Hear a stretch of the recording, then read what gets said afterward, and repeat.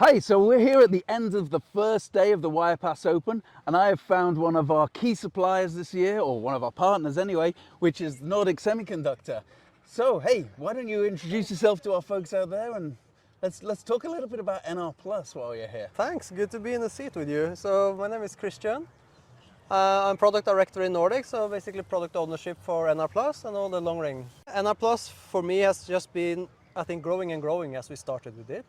Seeing a radio standard that is really built up for industrial, right? Yeah. What I'm saying and what I think is that BLE is so successful in the consumer, but the industrial guys, the industrial market, they have nothing like it. And with NR Plus, they will get. I think industrial is a market that is kind of moving slow.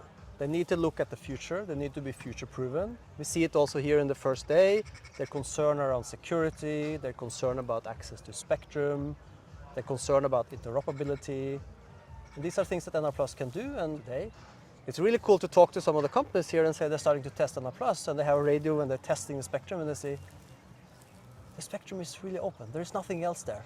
You know, it's the first time we see it.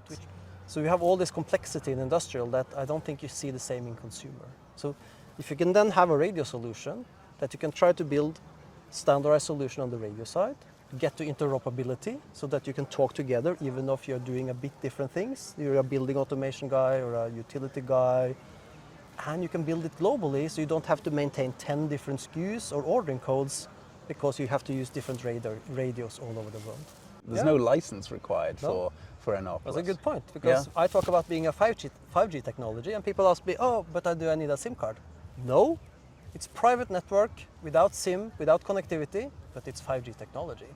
There is a preconception that 5G is cellular, but it's really just a design philosophy. Exactly. Yeah, and this is kind of the first time I think we're seeing that design philosophy applied to a license-free technology, which is NR Plus.